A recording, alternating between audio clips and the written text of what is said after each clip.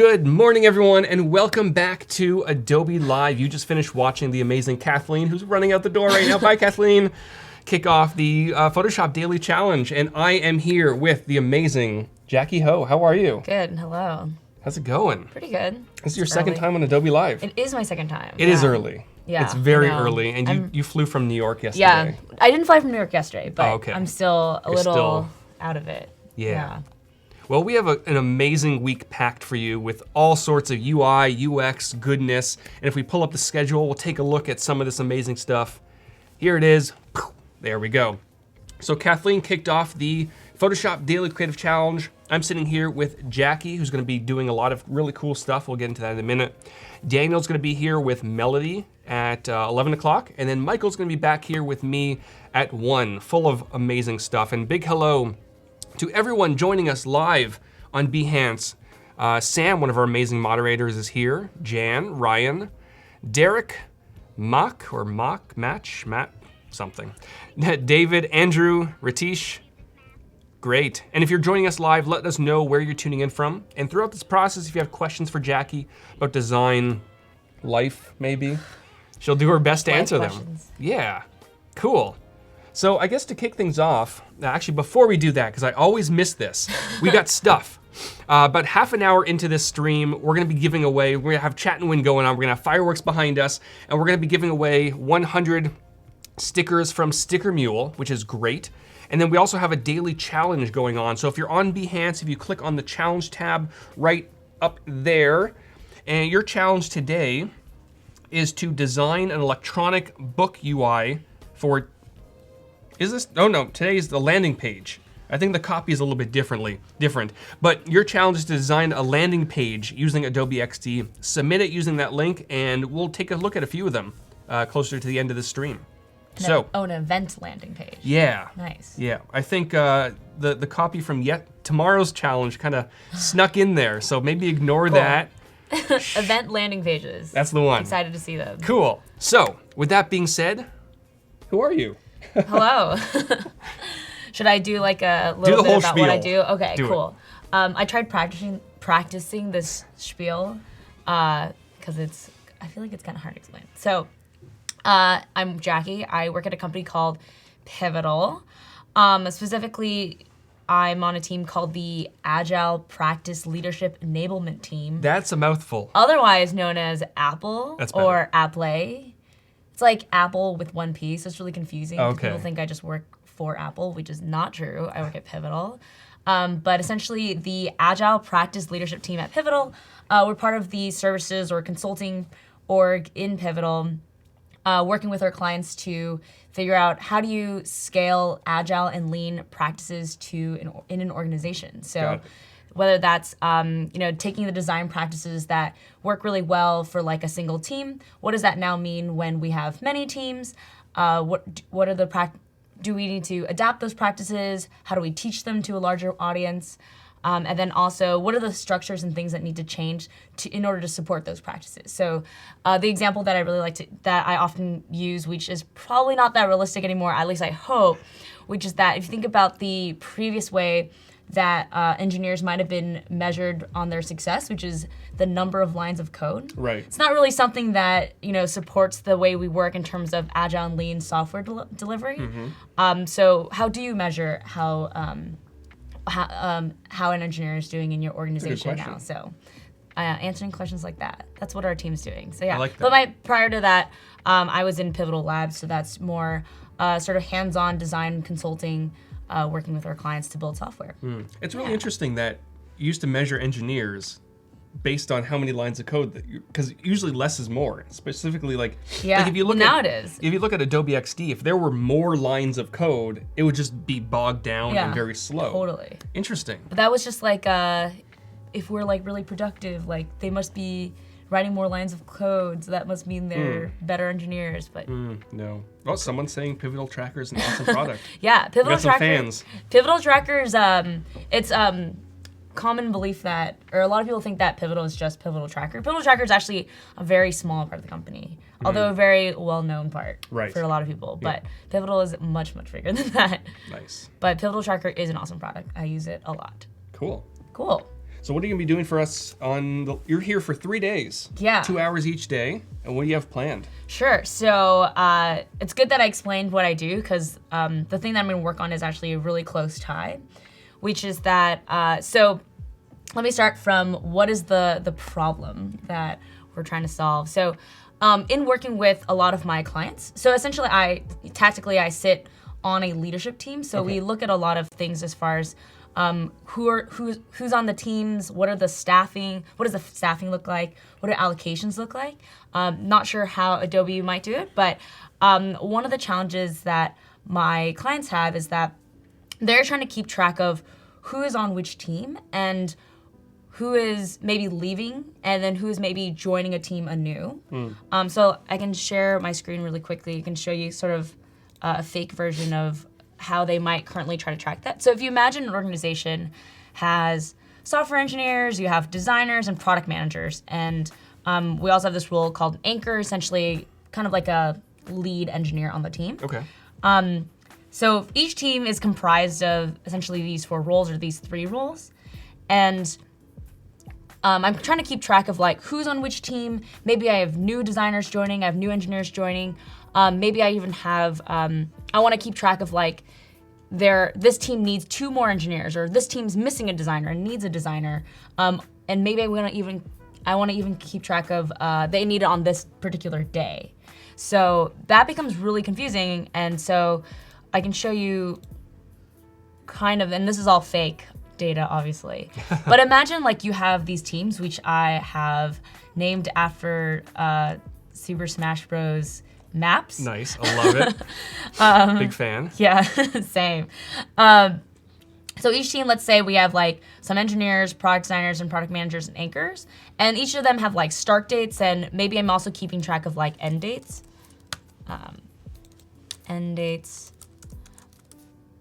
But it's really hard to see like what's happening at a certain time, like on this week, like who's starting, who's leaving, when, if I need a new engineer, like do I need it now? Do I need it in a month from now? It's really hard to keep track of that kind of stuff when you have just like a view like this. And so what we're looking to design is an application to help us visually see when are those changes happening and sort of see it over a time frame. Yeah. Any questions? Does that problem make sense? I think it does. Okay. Yeah. I explained it to someone a while ago, and they're like, can you try that again? I think if you're explaining to someone who maybe doesn't work necessarily in a corporation or isn't used to some of this stuff, they might just, gloss out and just have no idea. But I think as you're going to start designing it, you're going to probably start to... Hopefully it'll be clear. I think so, yeah. And Jan was saying that I'm all about that no sticker life. I know. Oh. I need...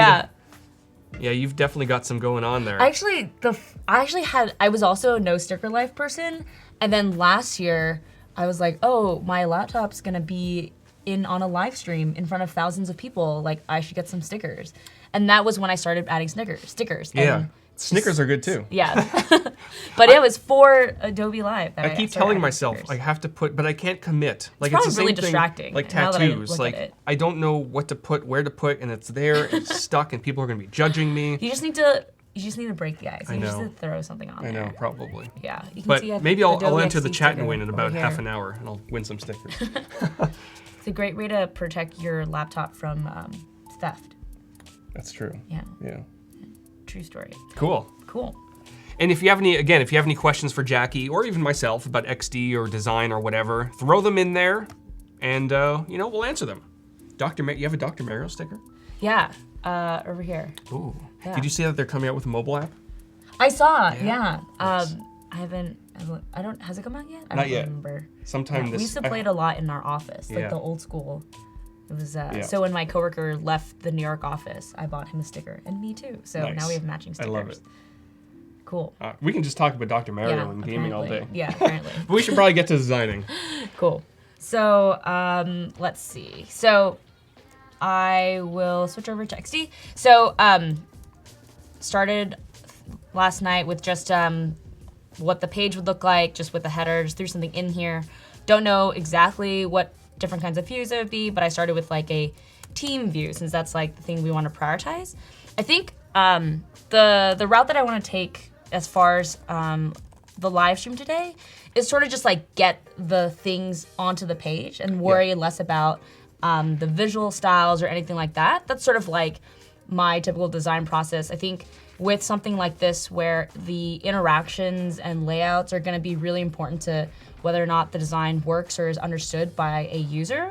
So it may not be the prettiest thing, but I want to get all the elements and moving pieces on there, and then we can clean up the visual styles later. But that part's also probably the most tedious to watch someone else do. I know. You kind of just want to see all the things fly onto the screen rather than like watch me tweak like border widths or something. Yeah, but it's also very necessary. Like Very I've noticed necessary. that, especially when you're working with clients who maybe don't understand design very well.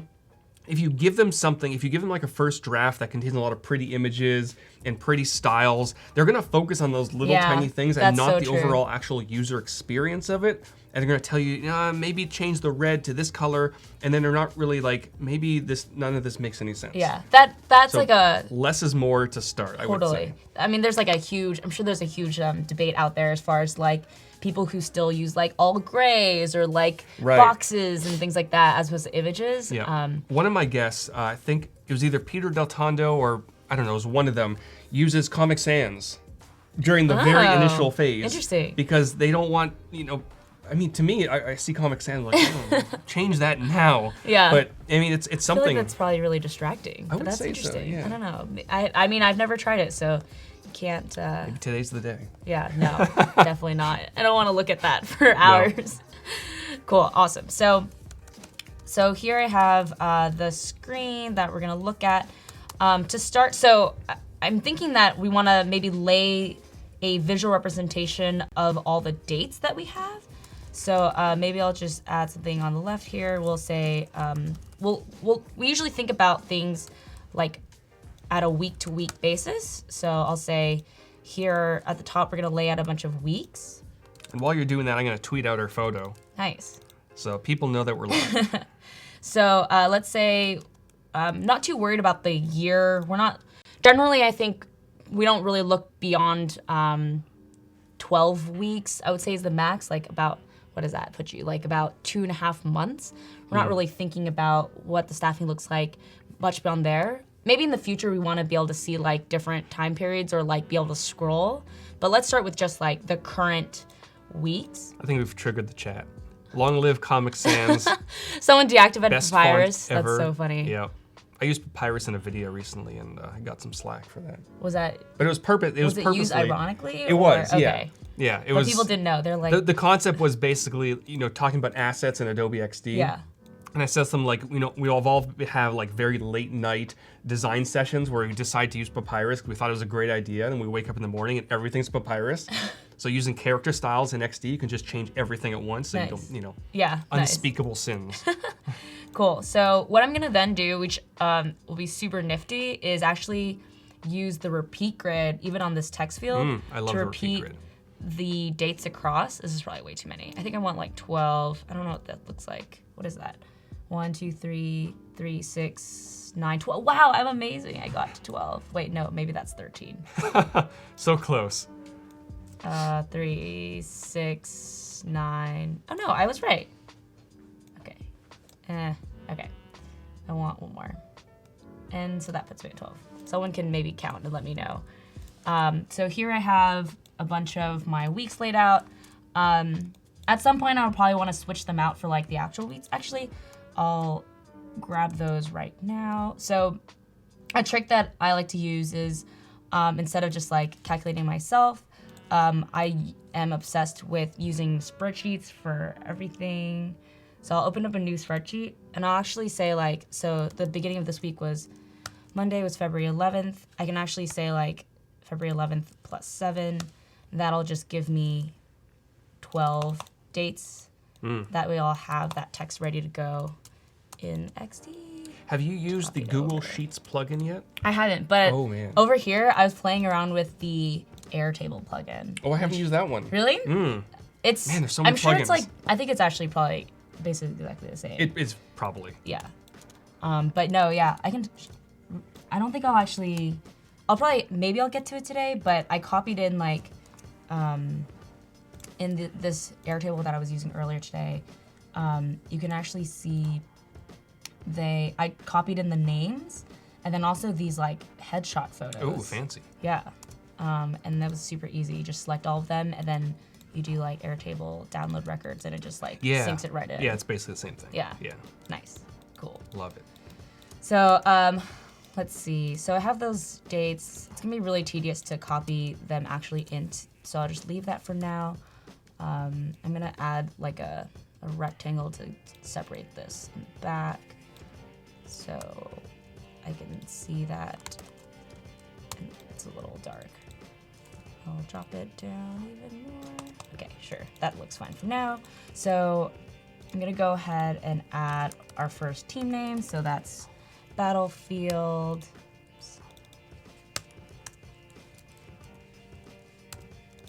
I'm gonna go ahead and actually make that black for now.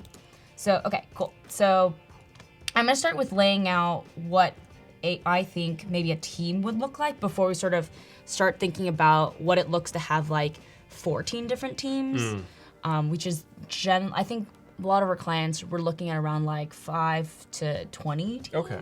So it might depend in terms of like the height of different things, but again, I'm not super worried about that right now. I kind of have some sense of like how this might scale, but I'll start with just like getting the things onto the page. So I'm gonna move this actually a little bit.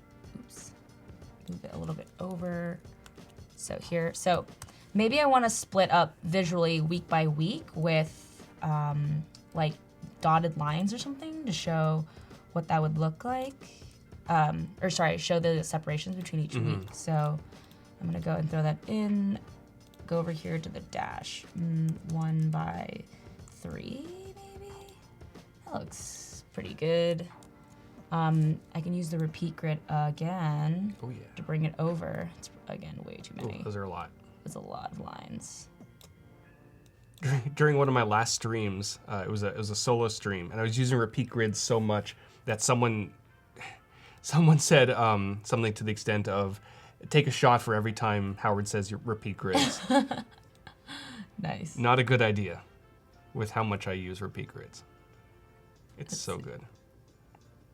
Cool. So something like that. Nice. I'm gonna go ahead and pull this over. I have to fix the spacing on this. That looks fine. Okay, cool. So I have a bunch of weeks and I can kind of see when those are. Let's go ahead and start throwing on some people onto the page. So I'm gonna create maybe a rectangle over here, and we'll pick a color like that. Maybe I can copy the color that I had in Airtable. So let's see, software engineers were blue, designers were yellow, and product managers were, for the sake of not. That's a good idea. It's like a coral or something. Yeah. So I'm a huge fan of like using screenshots. So the like Command Control Shift 4 to do like an area select. I'm all about doing that. Oh, didn't come in. There we go. And I'll just put that to the side, and I'll use that to like pick the colors. Let's see. I'll grab that color. By the way, just in case either you or anyone else in the chat doesn't know yet, on when was it? Was it last week? I think XD 16 shipped. If you press I, it's the eyedropper too. Really? Oh yeah. Nice. That's awesome. I know. Mind-blowing That is stuff. super helpful. It's the little things that that make your experience so much better.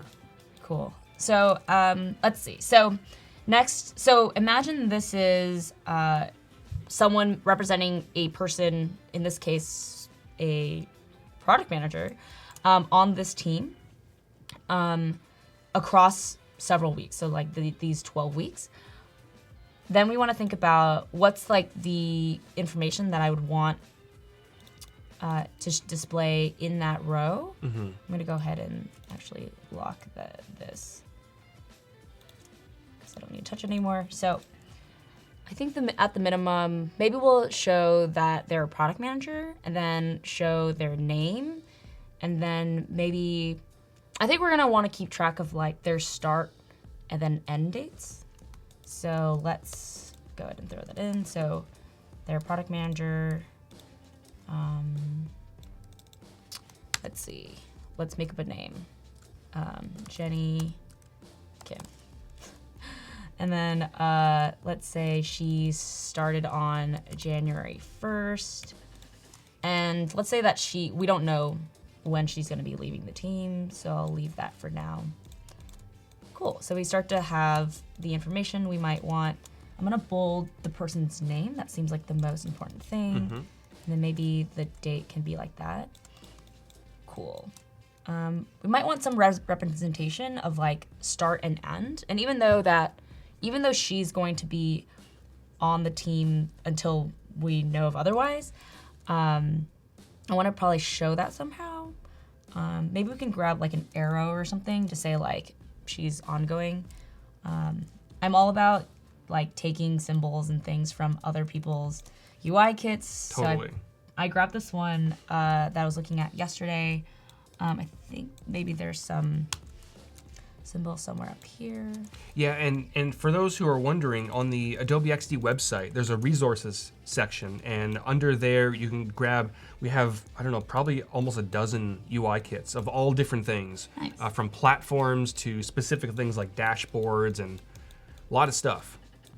And if you need symbols and things like that, just grab it. If it's already existing, do it. Totally. Let's see. I'm gonna grab it from maybe this other one. I'm looking for like an arrow. Let's see. Where do I find? Maybe over here. Aha. Here are some arrows. Let me just pull this one over. Cool. And I'm going to unlink it.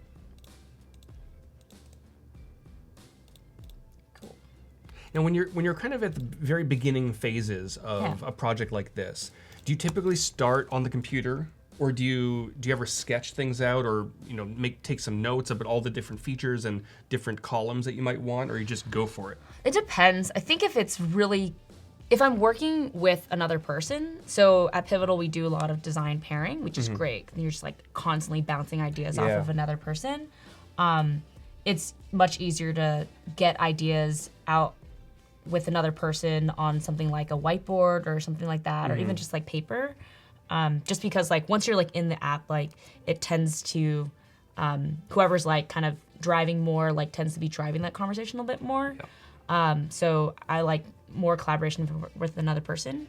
If I'm by myself, I think it depends. I have my notebook of like the thing that I like kind of sketched out. I basically drew like a couple bars, so I guess I didn't really sketch all that much out of like what this would look like. But yeah, I think it depends. If it's like something that it's gonna have a complicated interaction, then I might. But I'm also pretty into just like going straight into something like Adobe XD to like start throwing things onto the page. Cool. Yeah. What about you? I a lot of times I'll just dive into it. Sometimes at the very basic level, I'll just take some notes. I'll open notes on my computer. And just kind of jot down a few features that I might want, just so they're in the back of my head.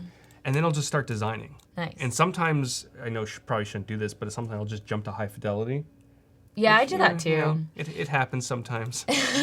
I think for me, like, I think there's some people who are definitely like, don't do high fidelity. Yeah. I'm probably more in the camp of it's okay. I think doing not high fidelity is just faster. Yeah. But if you were pretty fast, then it's probably okay just to go straight to high fidelity. I tend to like to user test with like at least like this level of fidelity. I mean, fixing the copy and stuff, but like I think if you keep things that are too gray or like very sketchy, like you lose out on sort of the user really imagining themselves using it. Yeah. So I think pros and cons. It Totally. obviously just takes a lot longer. Yeah, and also to get it your probably ideas depends out. what you're doing it for. Like if you're doing it for a big client, you probably want to start pretty low fidelity. Yeah. And have them focus on things that That's should be probably focused true. on. But if you're just Totally. designing something for Dribble, which we all do from time to time, skip the first step. Just go straight to the cool stuff. Yeah, totally. Yeah. The other thing is, I think I usually I'll do a lot of like group sketching exercises with like an entire team. So like bring product managers and engineers into a room and all sketch together. Yeah. And then I'll just like have a bunch of like Sharpie on paper sketches that I'll like go straight into like designing. So I guess that's probably like my most typical workflow. Nice. Yeah. So a few quick questions have come through. Yeah. We have, I think they're mostly for me actually. Horizontal scroll. Horizontal scrolling. So for now, you can use drag to kind of do a horizontal scroll. Oh, I see. But that's definitely something that users have been wanting. So go to adobeXD.uservoice.com. Make sure to upvote that request so that the team knows it's kind of our priority. But there's definitely things like hover, we were talking about earlier, that are much higher on that list that the team is definitely working on. And someone was asking about an XD course. So there's stuff on Lynda, there's stuff on Skillshare, but I'm also making a bunch of videos that I'll be releasing soon. That might help. Nice. Yeah. Cool. Awesome. Cool. So this is what I mostly think we want in each row. Go ahead and make a copy of this, and we'll say just to see what it looks like with a couple different rows. So let's say here we have actually like a designer. So I'll label that as a PD. We'll say this person's name is Mark. Give me a last name. Oh, Smith. I don't know. Super generic. Yeah. Cool. And sweet. So something like that. Maybe we'll pull the color from over here for our product designer. Sweet. And then let's make another one. Again, just kind of understanding what it might all look like if there's like a bunch of things. I'm gonna grab the blue from over here. Do you utilize your assets panel at all for the colors and stuff like that? Not super. I kind of just like, if it's already on the page, it's easier for me just to grab them. Yeah, totally. Yeah, with like the dropper, but cool. Oops, let's see. Let's make that a little bit darker. Oh, I didn't want to select that one. The arrow. Cool. Sweet. So maybe we have something like this. We have a PM, a product designer, and an engineer. I'll make another engineer. We should probably change the name so that we don't just have a bunch of Mark Smiths. Okay. So let's say this is like what our team looks like. Maybe we want to start to think about what it looks like if they're actually they're not already on the team. Maybe they're joining a little bit later. Yeah. Now actually two people have mentioned repeat grid for something like this, but I think, not to answer for you, but when you're talking, currently repeat grid is good if you're not changing too many colors and too many elements, but because if Jackie, there was Jenny in here, sorry. If Jackie did use repeat grid, and she changed one of the colors, it would change the color on all of them. So in this case, repeat grid probably may not work. And someone said that if I used it, then they would have to take shots, so. Oh, that's right. Yeah, so. Speaking of shots, we got fireworks, which I don't know. Are those shots? Maybe, I don't know. They could be. So we have chat and win. So we're gonna be back in 1 second. When we get back, let us know if you won 100 free stickers, what one sticker would you definitely create? And we'll be back in 1 second.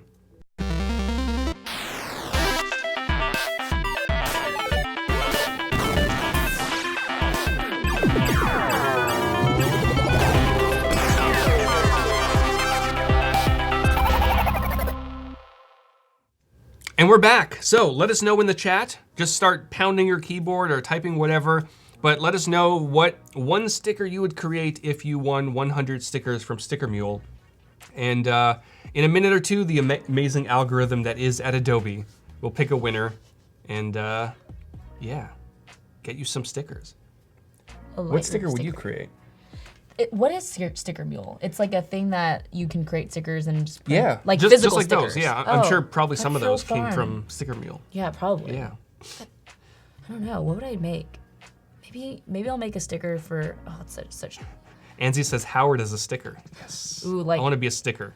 Can you do like fake? I want to look it up. Can I look it up? Yeah. Sticker Mule. Sean. Boop. There you go. Sean Yoko has just won all the stickers. Nice. Every single Chipmunk sticker. Yeah. Chipmunks and light bulbs.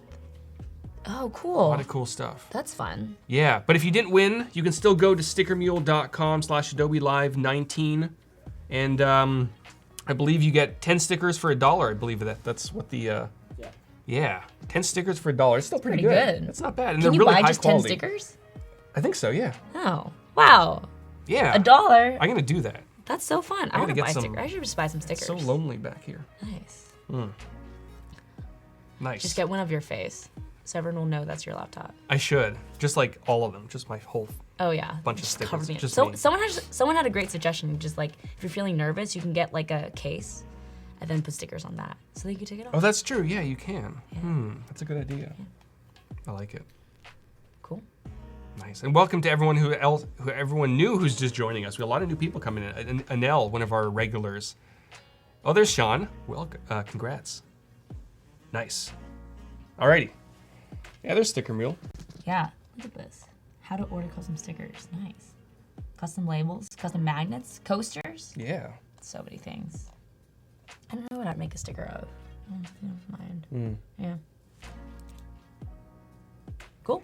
All right. Nice. Should we keep going? Let's do it. Awesome. So let's see. So where we left off, we want to think about what it looks like to have someone who starts at a later week. So I didn't mention this, but I was thinking that instead of like starting these over here, just at the beginning of the week, I want to actually maybe represent that they have been on the team, as opposed to like they're starting on February 11th. Right. So that's why I've done that, and I did a really similar thing over here. Maybe I'll make it a little bit longer. Sure. Okay, cool. So to represent that they're maybe going past those 12 weeks. But let's say this person, for example. Let's say that they're gonna start on this week, the second week. Sure, great.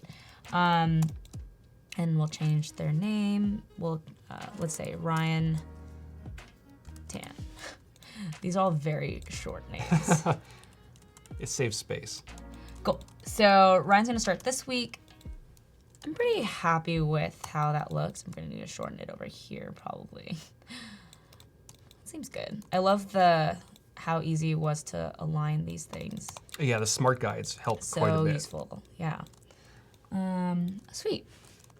Feels pretty good of when this person's starting. Maybe we can show another one for someone ending. Let's say like maybe this designer is leaving.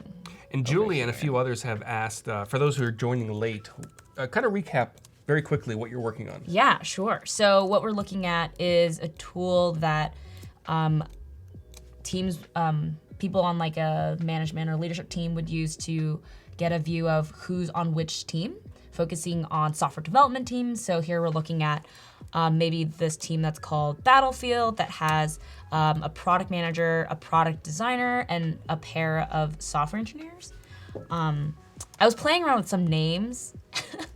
Of course, really important things to spend a lot of time on. Naming. Naming is the hardest. I know, isn't it? But I was thinking about like the word allocations, and then I was like, at first I was like mallow, like I don't know why I thought of that. And then I had mallow, and then animallow, like animal mallow. I was thinking about maybe it'd be fun to have like animal. I don't know. This is not gonna. I don't know. That could if go this well is with a gonna be logo real, too, but if you want to get, Exactly. design some sort of an animal or something. I just like that it was kind of fun sounding and rolled off the tongue. Yeah, or But aloe if could be part of anyone the has plant. thoughts on between these names or other names, I thought about marshmallow actually. Jimmy said Ooh. marshmallow, but it sounds too close to marshmallow, like the DJ, Oh, and that's also right. like the word marshmallow. Yeah. So I was like kind of worried of Google SEO stuff. But That's true. yeah, that is a great suggestion though. Cool. All right, so let's actually think about now. So we have what it looks like for someone to end. We have someone starting over here. Let's see what it might look like to add someone now. So actually, cool. Actually, let's see. I'm gonna actually just copy this. I wanna see what it looks like really quick if there's a bunch. Maybe I'll want like a separator between the different teams. So I'm gonna add a line. And for those taking part in the challenge today, there's about 50 minutes left, and it is to create an event landing page. and not the electronic book UI. I think that's tomorrow, actually. Yeah. We'll fix that. Cool. So I'm gonna go ahead and select all of these things and use the repeat grid to see what it looks like. Ooh. Yeah, and I can really see what it would look like if I had a bunch of teams. Fancy. Bashmallow. Interesting. Cool. And Yeah. And to address Avril, who I think posted up there, we can't see it anymore, that there's a lot of chatting going on. I think that's really part of the design process. There's always chatting to talk about names and talk about designs and things like that. If you don't chat with your other teammates, then nothing's gonna ever get done, and nothing's gonna, become what you want it to be. You got to chat. You got to make sure that everyone's on the same page. So there will definitely be chatting going on, and obviously, people in the chat have questions, so we're gonna answer them. Awesome. Cool. Yeah. So this is pretty cool. I can already start to see what it would look like if I had a bunch of different teams.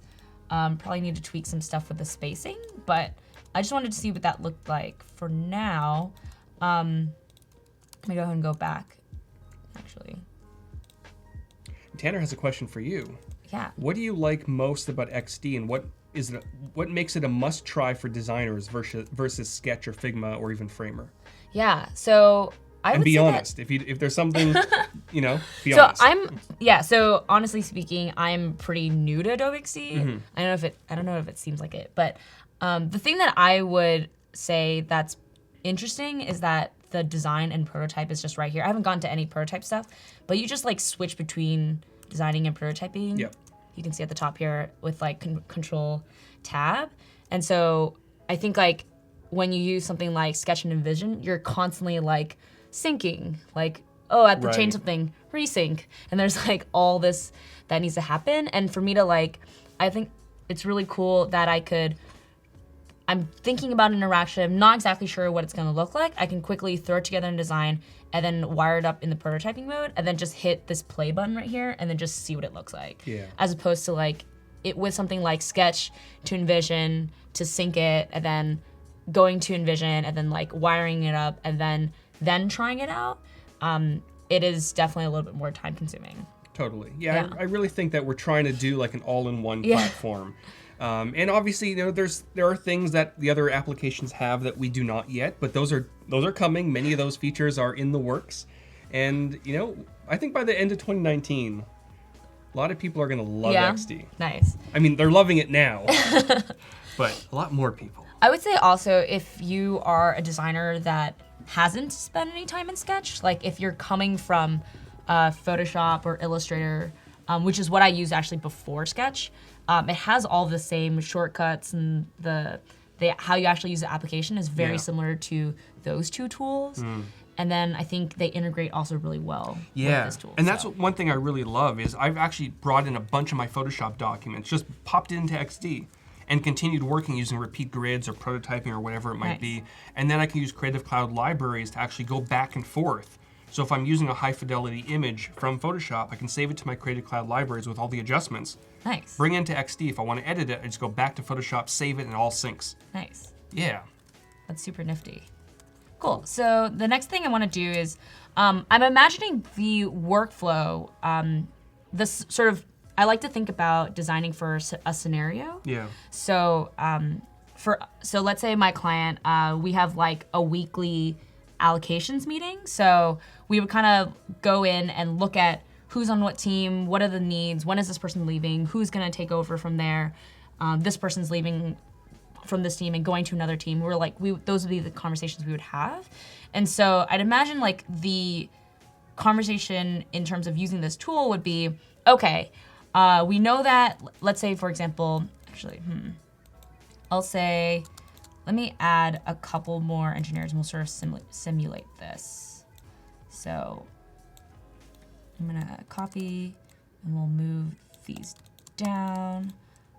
And let's say that this person, they are already here, but they're actually ending sometime. Oh, poor Ryan. I know. Ryan's actually gonna leave, this Ryan. We'll change this. This Ryan number 2. Ryan 2. I I don't like to use fake weird names like that. There.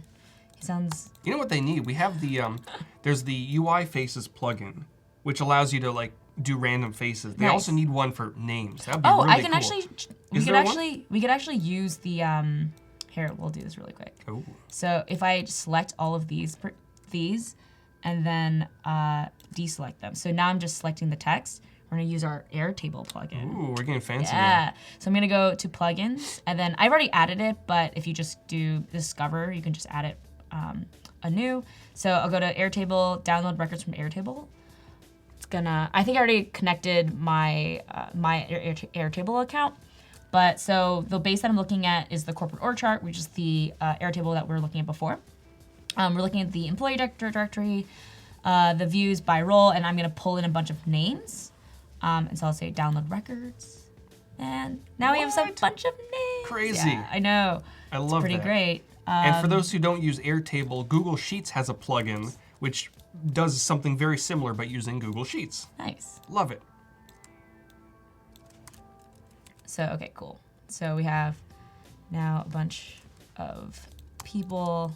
Carrie is asking if export to HTML and CSS are coming. It's an interesting subject that I think the team has discussed quite a bit, and I don't have a definitive answer. For all I know, it could be coming. But from my personal perspective, whenever you're exporting or trying to export HTML from a strictly design application, it's never going to be perfect. There's a bunch of plugins that do that now, and there's always bad code. There's always things that don't really line up properly. Then you have to go back in and fix it yourself. But I think, on the CSS side, Photoshop has something similar where you can just kind of copy CSS code based on a style or an element or whatever it might be. That could be cool in Adobe XD for now. But exporting HTML or even Swift or something like that, it's always very tricky. I think I would absolutely agree with you. I would tend to lean towards tools that you could send a link to a developer or something and they could view the elements and see what the styles are. Yeah, kind of like design specs. But not so much actually exporting the code. Yeah, we have design specs in XD. And if we can somehow include CSS in that, that'd be nice. Nice. Cool. So we now have a bunch of actual names. Actually, these are really, really interesting names. I like them. Yeah, I like them a lot. It's nice and diverse. So let's say we have a conversation in our staffing meeting and we're saying, oh, okay, we see that, Dora, she's gonna be ending on this day. We wanna figure out. She's going to explore. Actually, let's say this day. Cool. So I wanna say that, we actually have a new engineer who's joining this week. We wanna go ahead and say that they're gonna join, the Battlefield team. So we talked about this earlier. There's no hover right now in the prototyping. Right. But I think ideally what the workflow would be like is I come over here and I could hover over each section and it would say add. And I could say okay, I wanna add a row starting on that week. Yep. So we'll kind of fake it for now. So let's say I'm going to make a copy over here. Oh, snap. Long live Adobe Muse. I'm gonna move these things I over loved here. Adobe Muse. It was a good application. Cool. So let's say I'm gonna hover over this week. So I'm not sure what that'll look like. Maybe there's we'll say add an add button. Say, oh, you're gonna add it here. Maybe when you hover also, actually I'm gonna copy this row and it'll maybe, I don't know who they wanna add, what role. So we'll just say it gets added in gray or something. Cool. Bring that to the front. So you can kind of see oh, okay, I'm gonna add a new row that's starting here. So that'll be what you would see on hover. And yeah, so let's say I hover over this row, it would just show up over there. Yep. Kind of put it wherever. Cool. Oh, Perry's asking about symbols, being able to change and resize and things like that. Yeah, that's definitely coming. In the works. Cool. So now that I click add, let's see what it would look like after that. So I want to be able to fill in these pieces of information. So what role they are, what's their name, maybe I can pre-fill the start date since like I've already said this is the week that I want to start. And then maybe I want to add the end date if I know. Some of our clients, they have like contractors and things that they work with. So I know that this person's only going to be around for 8 weeks or something. I think I would say like probably 90% of the time they wouldn't be adding an end date. But that is something to keep in mind. Want to prioritize doing the most common case, but it's just something to keep in mind. So we've clicked add. Now I'm going to want maybe, I'm thinking like to keep it simple, a select box that'll say like which, so I can select from, you know, PM, PD, or SE. Right. I'm gonna go ahead and for now steal a select box from one of these. Let's see, let's find something. Or this one? Just pulling up the UI kits again. I don't know where if there's select boxes here. I think that there is not, so I'm gonna grab it from here. Yeah, Andreas, grouping of symbols would be pretty nice as well. If you haven't yet, definitely go to adobeXD.uservoice.com and upvote that. I believe there is a thread on grouping of symbols and character styles and colors. So upvote that so the team knows. But lots of improvements to symbols and repeat grids and those sorts of things are in the works. Nice. Yeah. Cool. So I don't want these pages. Maybe I'm gonna switch this out and say this is the role. We have PM, we have PD, and SE. Oops, here we go. And maybe it'll look something like this. This is all very wide, so I'm gonna make this much smaller. And this one as well. Oops.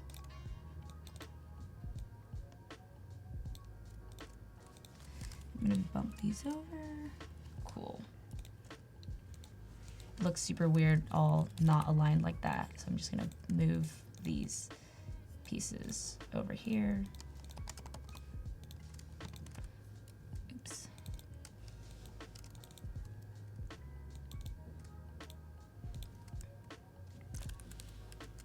Cool. So I have the Nice. role.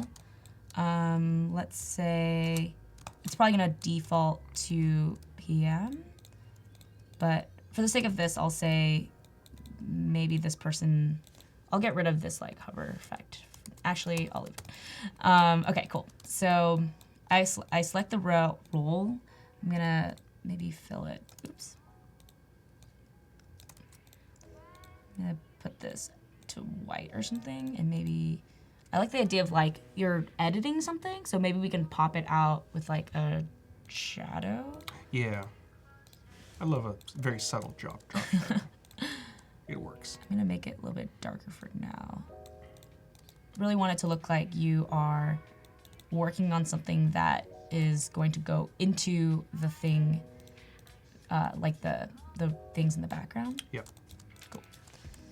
Not the best looking, but it's okay. Hey, it'll work for now. And like you said earlier, this is kind of like the blocking phase. Yeah. Where you're just totally. adding elements and then maybe tomorrow or whatever, you're gonna make things look a little bit prettier. Cool. Yeah. Yeah, absolutely. So, And Mohammed is asking about importing Photoshop and Illustrator files. For the most part, you can just drag them directly into XD. You can drag it onto the icon, or you can go to File, Open, or if you're already in an existing XD document and you want to add something to a specific artboard, if you go to File, Import, you can just pop a Photoshop or Illustrator file there, and all the paths and all the stuff come over, and you can keep going. nice. Yeah. Cool. So that's what happens next. So let's actually try to see what this looks like. I'm gonna Control K, switch over to prototyping. So let's see. Maybe we can fake it with a click of the tap. So let's say we want to tap somewhere over here. Okay, cool. Or should we add a box here and have them actually just click there in that spot? Oh yeah, you basically want to click on an empty area. Yeah, totally. Yeah, you could add a rectangle or something with a 0 opacity, so it's Let's kind do of a that. hidden element. Cool. Oops. Here's our hidden element. I'm gonna switch over to prototyping. So this. So we're gonna say tap this, and we're gonna go to this next screen. Let's see. Probably just want, do we want to dissolve? Let's see what that looks like. Okay, and then for this, if I tap this, then I'm gonna go to this one. Let's just see what that looks like. So here we have our allocation screen. I want to add someone to replace Dora. So I hover over here and I say, I'm gonna add. Okay, cool. That works. Yeah. The transition was Who needs hover? Very slow. Might want to bump that up, down. So I'm gonna go over here and change that. The timing. Auto animate? How will the auto animate look? Let's try that. Probably won't work well because the elements aren't on both artboards and there's very little movement going on. What will it look like though if I do it? Let's try it. It'll likely transition to just like a default dissolve. Oh, I see. Yeah. Yeah. It feels faster though. Cool. That seems fine for now. I'm gonna go ahead and close this. All right. So we're gonna then have them select SE. So I'm gonna go ahead and copy this again. So I'm gonna clear this and say, great, you selected SE. Probably gonna, this will probably be the other direction. Oops, sweet. And this border will no longer be this color. I'm gonna bump it down to a gray. Cool. So the next thing in our list of items to add is a name. So I'm gonna go ahead and grab a text field from one of these UI kits. Let's see, that's where the text fields, oh, over here, cool. Chris Cannon is in the house, one of our other Adobe Live guests. Nice. We had a fun stream. I just ripped on Chris the whole time. Nice. I'm sure that sounds really fun. Cool. So I like how this UI kit's super clear about what's the styling for each of these states. I think the state that we actually want is going to be something like this, where like the cursor's in there. Right. Because I'd imagine you would go in, select SE, then it would automatically move you to the next field. That way it makes it super quick. So I'm gonna go over here and paste that in. Oh, it's a little bit taller. No problem. Maybe I'll make it, or make this one smaller. Let's make this smaller for now. Cool. Sweet. Hey, I actually got it to be the same exact height. Pretty close, yeah.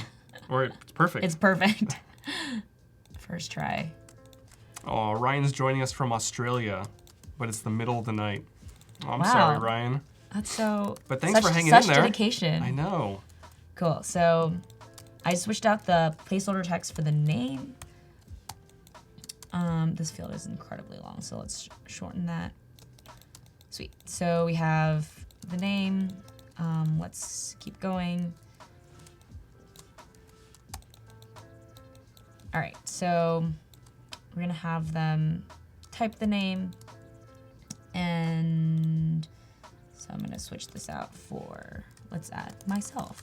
I'm not a software engineer, but that's okay. You are now. I am now in this world. I'm gonna go ahead and swap out the border for this same border and get rid of this guy. Cool. So, okay. So because there's no like trigger to say like, unlike going from this one, you like click. So we know that you've selected something and we can show the next field. Yep. We might want some trigger to say like, okay, I'm ready for the next thing. That's not just like, I guess we could have like a tab or something, but maybe we have to hit like a next button. It's a little weird. So as you're designing this, you're kind of just like brainstorming each next step as you go? Yeah, Interesting. well, I know that I know what fields I want to ultimately be filling in Right. here. So I know that there's the role, the name, the start date, and then the end date. So I'm just working off of that mostly. Yeah. Yeah. But I find definitely when I'm designing, like things kind of just start unraveling as you're you're building up whatever it might be you're building. Yeah. You start with one thing and then you realize, oh, I need this. I also need this. And that kind of branches into all these other things. Yeah. And then you just have this conglomerate of just like stuff. Totally. And then you can cut back afterwards, but yeah. Yeah. So I actually think that instead of having like a next button to like page you through this row, let's actually just show all the things that you want to fill in up front. And that way I can even like switch between them if I like, for some reason, didn't want to fill in one thing first. Well, it's probably not likely, but there's definitely the case where I don't know who's like the name of the person, or I don't know their start date or don't know their end date. Yeah. But I might want to like have a placeholder in the visual view of all the teams. So I want actually the ability to leave some of those things blank. So I'm gonna go ahead and pull in everything into that first screen. So I'm gonna grab this and paste it over here. Like that it pasted right where I had it. We'll say this is this gray color. So I have the name. I'm gonna kill this thing. I'm gonna have the start date and end date. So I'm gonna just take the same field and move it over. Cool.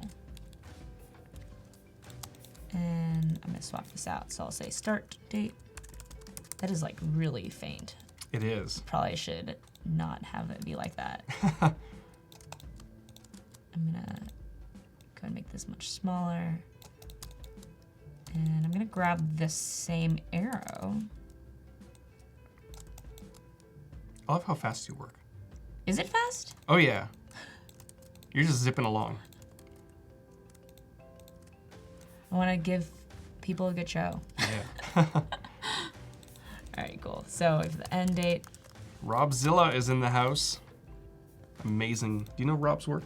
No. Amazing illustrator. Nice. He was actually, one of his pieces was tweeted by Tim Cook. Oh, wow. Yeah. That's awesome. Yeah, good stuff. Why is this person watching me design? He's a good guy. Cool. I'm gonna kill these cursor lines. Sweet. So start date, end date. I'm gonna make this not this blue color. It's very distracting. Cool. And I'm gonna change all of these colors actually. It's super faint. That feels much better. So I'm gonna go and copy the hex, and that way I can just paste it over here, and then also over here. Sweet, that's looking much better. The assets panel would be your best friend for something that? like that. Yeah, because then it also works retroactively. So if you If have I, a color change all them over the afterwards? place, you can add the color and then change it just once in the assets panel, and it just populates. So like adding them to the panel over here. Yeah. Nice. Oh, so it just adds all of them. Mm-hmm. Cool. I didn't actually want all those colors, but now they're there. Cool. Good call. I will do that more often. All right, so we kind of have the pieces of what we want. I'm gonna go ahead and say these things are a little bit too far apart. I have to constantly remind myself of like, don't get lost in tweaking the small things and just like keep moving forward. Yeah, But it happens. hey, actually this feels a lot better. So when I click on this, let's actually see what that looks like. I'm gonna switch to the prototype. Cool. Let's see. So I hover over here. I'm like, yeah, I want to add on people on this week. Oh yeah, here are all the things that I like need to add. I like it. Yeah, it's feeling good. It does look good. I need to figure out like if we need a save button, but that's a problem for me in 5 minutes. Right. Cool. I think the dates are starting to bug me, that they're all just like February 11th. It's probably very confusing. And people who are like starting, if they like joined midstream, they're probably like, what's going on? That's true. I'm yeah, so good point. confused. Cool. So good thing I have all of these dates that I generated from my Google spreadsheet. I'm gonna go ahead and just start pasting them into the grid, the repeat grid. Super convenient. But yeah, I find myself designing a lot of, at Pivotal especially, we work with a lot of large enterprise clients, especially in the New York office, which means we end up designing a lot of like complicated applications that are like internal tools or things that display a lot of data. So something like a repeat grid where you're like copying, pasting tables and elements all over the place is super useful. Yeah. Even more so than like if you're working on just like consumer pages or like websites or things like that. Highly recommend using this. Yeah. And Even especially just like small stuff like, oh, I'm gonna repeat these dates across the top. yeah, Why not? It's not even like that complicated. It's super helpful, and saves especially like once you start using Airtable, I think you're using, and then Google Sheets and that sort of thing. That's just takes repeat grids to whole new levels because you can just import. Like if you had these dates on a Google Sheet, That's you true. could I just could have use done that. Yeah. That's a good call. Okay, so I guess I have more than 11 days. I'm probably showing 13 weeks. 5, 10, 13. I am. Okay, Oops. I'm gonna go ahead and destroy that last one. I don't need you. Okay, goodbye. Sweet. Which means I also need to check out these lines that are here. So I'm gonna move them out a little bit. Cool. There we go. And I'm gonna bring that in. So easy. Yeah, I feel like if I had something like that where, oh, I realize I have more things than I needed, I would be copying, pasting, and then doing the like align items with like even spacing all the time. I was constantly doing that. So this is super, super quick. So cool. It feels a lot better. I'm gonna go ahead and actually I'm gonna unlock that. Do you ever hop over to Photoshop and hope repeat grid is there? I actually don't use Photoshop at all. Oh, okay. So at least not anymore. So yeah, so many times I go over to Photoshop, hit Command R, and just like nothing happens. The rulers hide. I want my repeat grids in Photoshop. Are you saying that so that they actually do it? No. It's not gonna happen. I don't know. But I'm happy with it in XD. All right, cool. And it kind of forces me to keep moving my UI and UX projects out from Photoshop into XD. Otherwise, I would just stay in Photoshop sometimes. Oh yeah, nice. Cool, so I'm just pulling out these form fields because I'm gonna delete these. That way I don't have to redo all of this stuff. So, oh, I put it on the bottom. Oops. Here we go. I'm gonna go ahead and, why are these slightly higher? I'm gonna move this one over. Let's see. Sweet. And what's the width on that? Why is it 288? What a random number. Okay. That's fine. Not worried about it right now. I'm gonna go ahead and take this name field, or actually, I'll use the assets panel and say, I don't remember which color it was though. This one? Is that it? Possibly. Okay, cool. I think, wait, No, I think it's not. I think it's actually a little lighter, or Yeah. a little bit darker. That's probably the one. There we go. Sick. All right, cool. So in this case, I don't, you know what? I'm gonna go back. I needed the closed version of this and I don't wanna redesign it. So I'm gonna go, what I actually like to do is, you can also just like, I'll like copy this. So I have it on my clipboard and then go back. That's right, yeah. Go back. So I have this. That's what I want. Nice. So I'm gonna go ahead and paste this new one. Don't need that. Sam doesn't use repeat grids? Get out, Sam. Leave. I'm just kidding. And delete those. But you should use them. Good stuff. Maybe, I mean, it depends on what you design. That's true, yeah. There was probably people that don't actually need it. Yeah. Oh wait, what happened? I didn't actually copy this. So I'm gonna copy this over here. All right, got it. Have all the things that I want. All right, now I'm gonna paste this over here. Sick. I don't really care that the other one is underneath it. Doesn't really matter right now. Cool. And I don't need that. I'm gonna put that right here. Cool. so role, and then I have the name, sweet, and start date, end date. I'm gonna see how that feels again. You can, Shadab. You can definitely open a sketch file in XD. And obviously, you know, Sketch has a few features that XD doesn't have, so some elements may not transfer perfectly, but for the most part, everything will be there and you'll be able to continue working. I just noticed that these lines are all super off because I adjusted the dotted they are, lines. yeah, that locked layer in the back. I should probably change that. I'm gonna go ahead and lock this and then move these guys over. Here we go. And these ones over here. And this one is also too long. Okay, cool. And then I'm gonna, oh, this one's too short. Here we go. So I have, oh, and my hover one is also too long. Cool. So I'm gonna just take all of these. Actually, I only need these ones at the top. I'm gonna take the ones at the top and just paste them over here. Nice. And when you're working on a project like this, let's say this is for an external client, at what point would you start sharing your progress with them? What point would I start sharing my progress with them?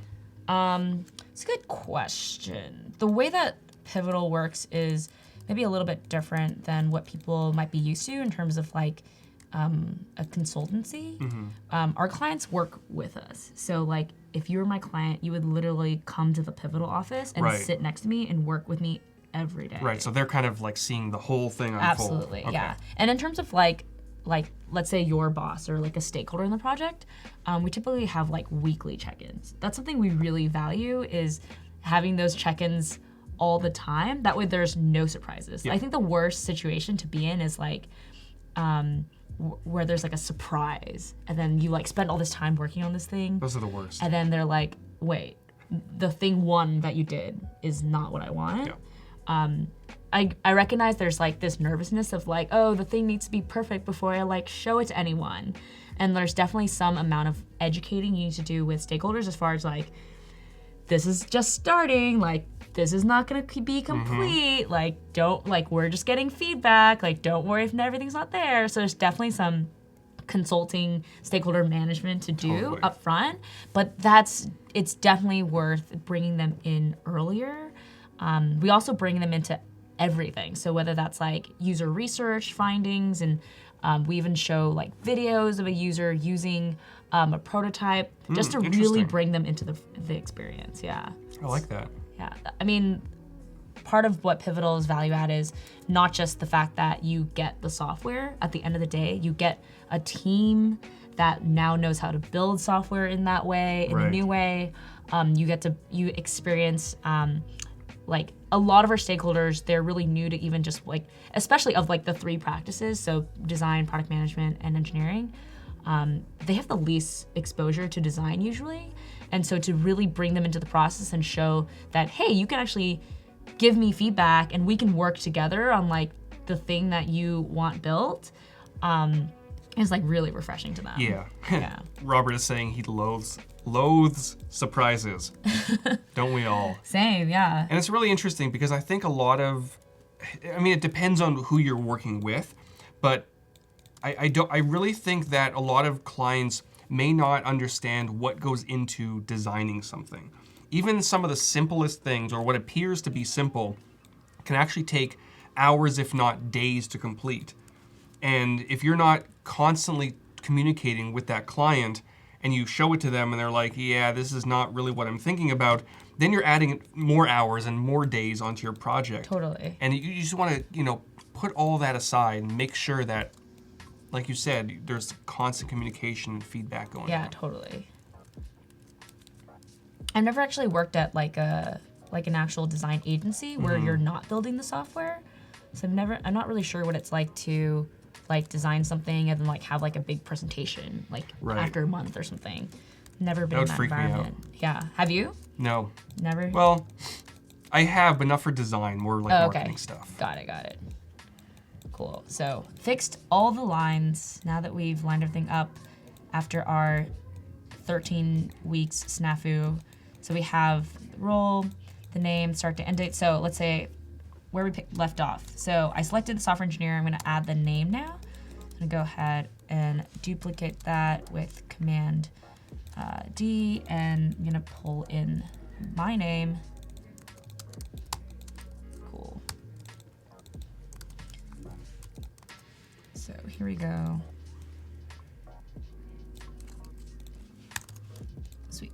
And I'm gonna delete that. So we have my name. This is... Oh, interesting. This kind of relates to what we were talking about before the stream.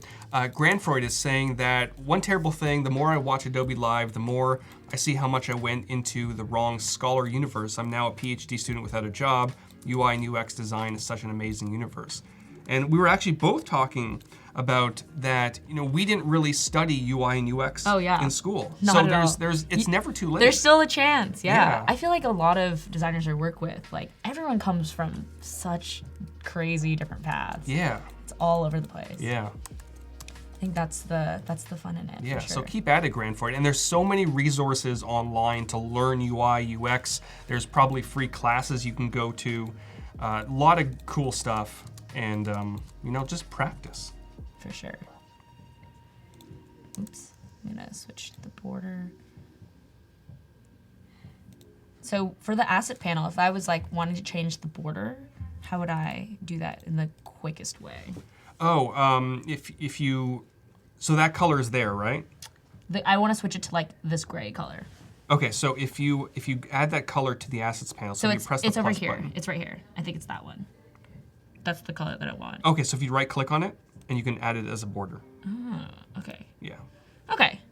I think it's questionable if that's faster than me like habit Possibly of like not, yeah. grabbing the eyedropper. It for really the border. depends on, yeah. For like if it's just the fill, that's probably, it is faster to do that. It depends on your workflow. Yeah. But for me, the assets panel really shines when you have like, let's say, dozens or if not hundreds of that same blue floating around your document. Yeah. Instead of updating every That's single one true. manually, you can just do it once. That's true. I'm gonna need to tweak all this visual stuff later, so you're probably exactly right. Yeah, but for now, I mean, it really, some people can just eyedropper tool very quickly, Yeah. and some people go to the assets. I'm so used to just like copy and pasting stuff too. Like That's true, yeah. elements, so nice. All right, cool. So let's imagine I typed my name and then now I've clicked into this start date. I think I actually want to get like a date picker in here. I think it'd be pretty nuts to like have me try to like, what was the Monday? Right, so, a little calendar that pops up. Yeah. I like that. So one of my tips that I always give designers is look at what other people have done. Like nothing that you design at this point is new, like in terms of interaction That's or like true. UI design. This is like probably pretty crazy in terms of a UI that like people aren't used to seeing. But even just like for something like this specifically, like there are interactions like this everywhere. Oh yeah. So let's see, I'm gonna take a look at, for example, I might pull up apps that I know have date picker. So what's an example? You wanna come up with an example of one that you like? What's a date picker that you Google like? Calendar has a date picker. Google Calendar.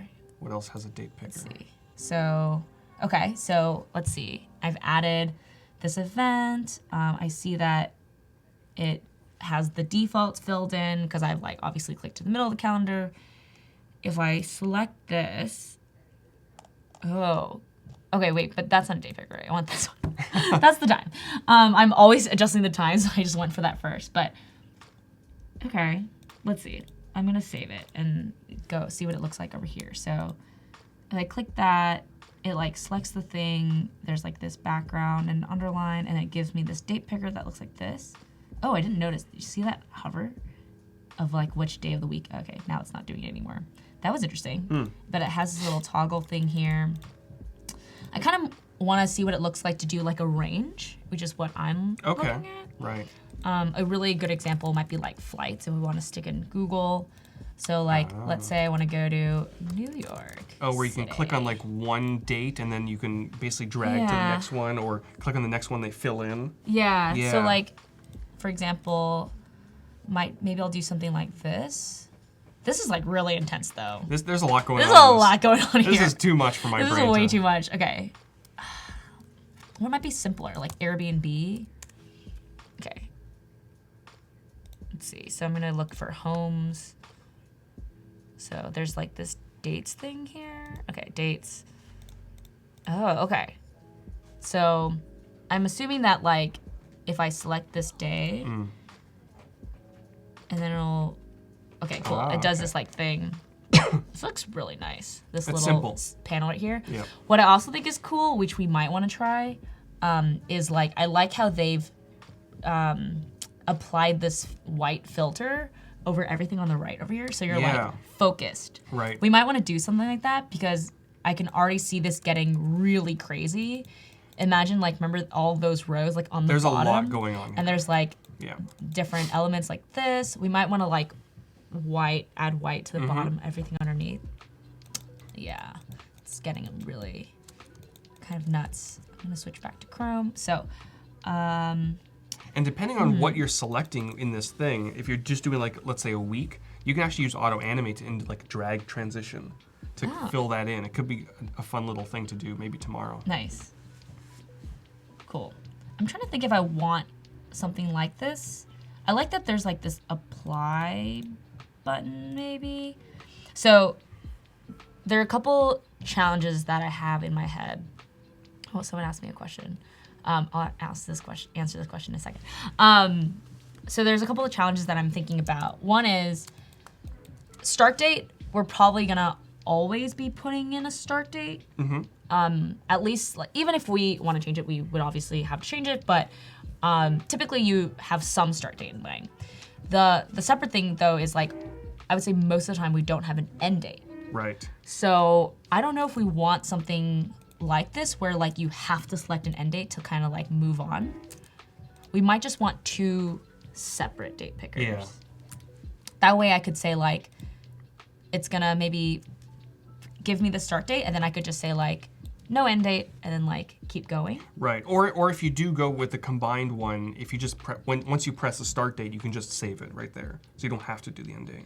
Yeah. Yeah. Yeah. I'm also gonna want to like pre-fill the start date, and then like maybe pre-fill the end date with like none or something. Oh, okay.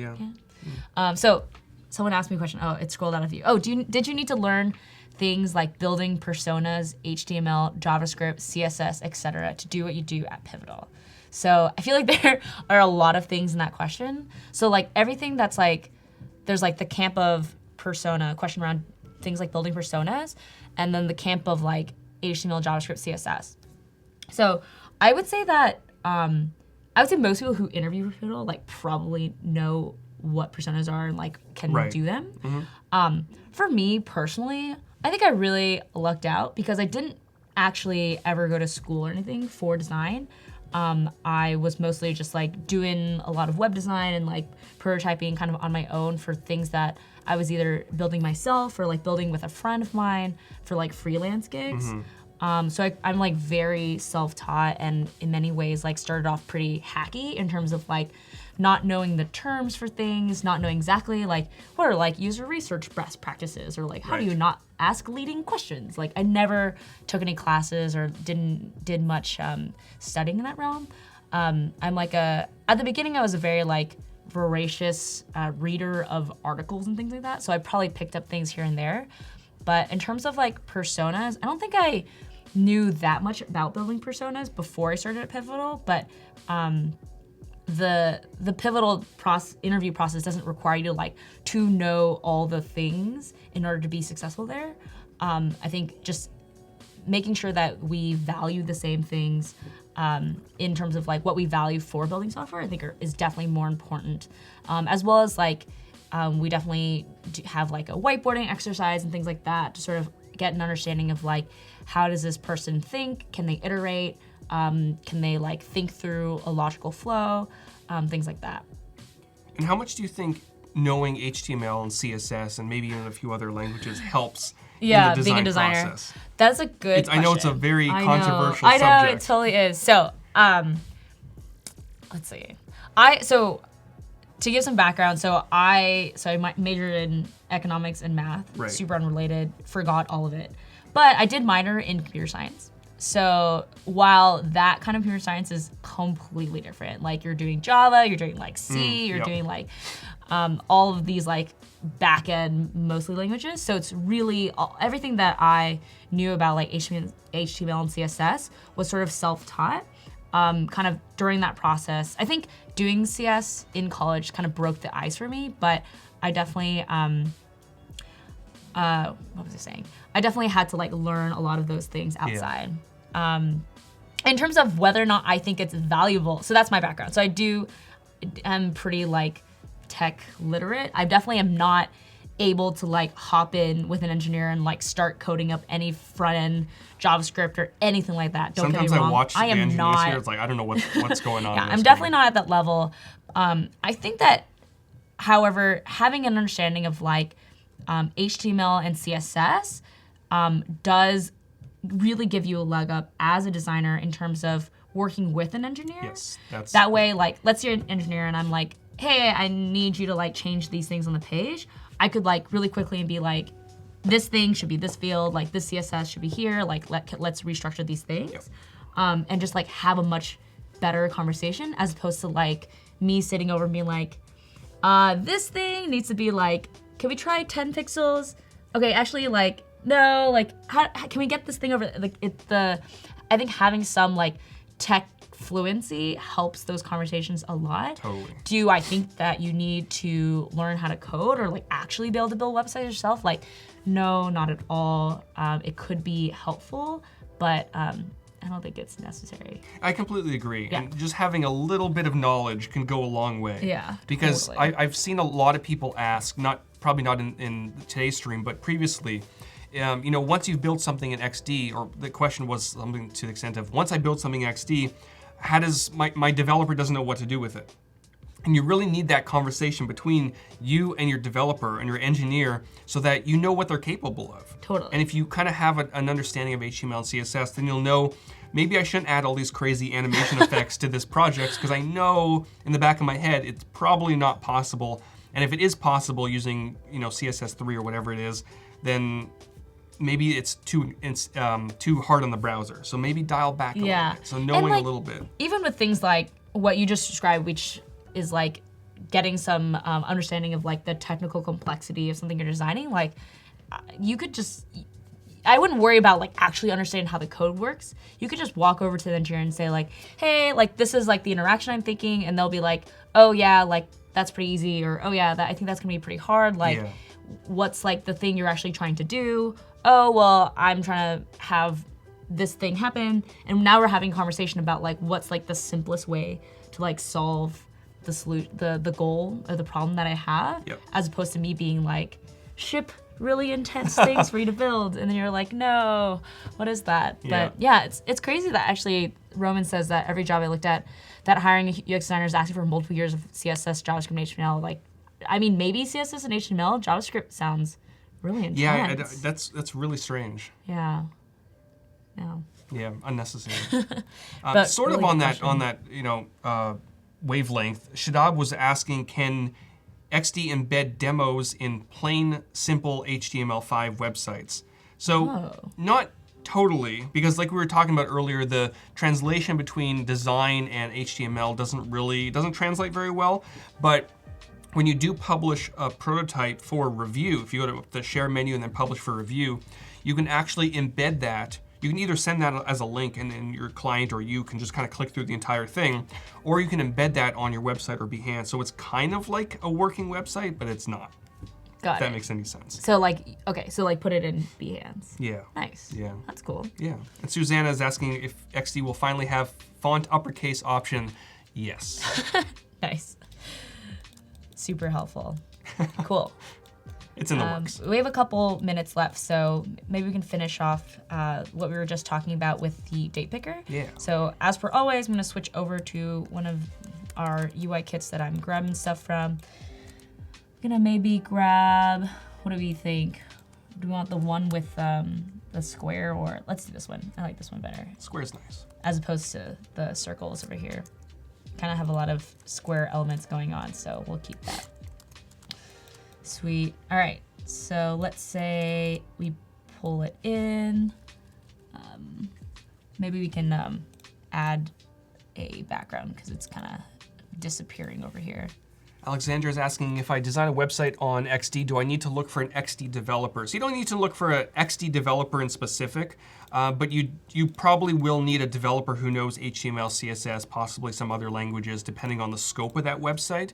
But with XD, you can export and share design specs, which gives your developer any marked assets, colors, character styles, padding, spacing, sizing, that sort of thing. Pretty much anything that they would need to get going and start developing the website. But you'll probably, if you don't know HTML and CSS, you'll need some sort of development behind it. Cool. So I just went in and deleted some of that text. So I'm gonna say, let's see. So it's pretty much all I need. I'm gonna switch this over to, actually, you know what? Let's backtrack. So I'm gonna go ahead, oops, I'm gonna lock that first.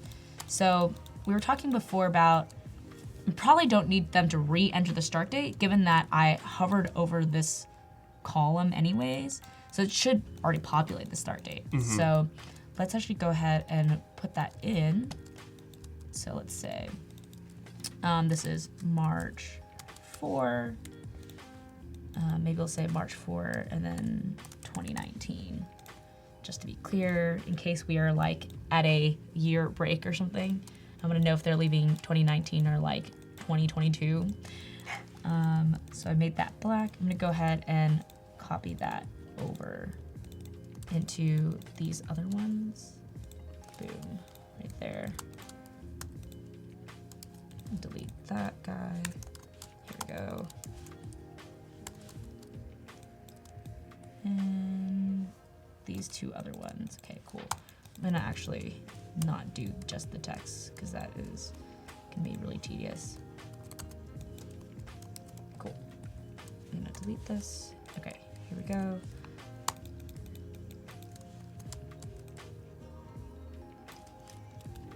And the last one. Okay. Cool. All right. So in this case, so we pre-populated the start date because we know we want to start at March 4th. Let's actually say the default is actually going to also be that it's none for no end date. Seems like it would make sense. Like, yeah, this person's been going forever. If people are typically there for not working at contractors Totally. or whatever. Yeah, Totally. makes sense. And I'm just going to paste that over. Well, Mohammed is saying that the calendar is squarey, but the fields are having some border radius that's not consistent. It's a good point. Yeah. I think I'm okay with that for now, just because I want a distinction between like what are like components and things, and then what are the form inputs. But yeah, we can maybe change that in the future.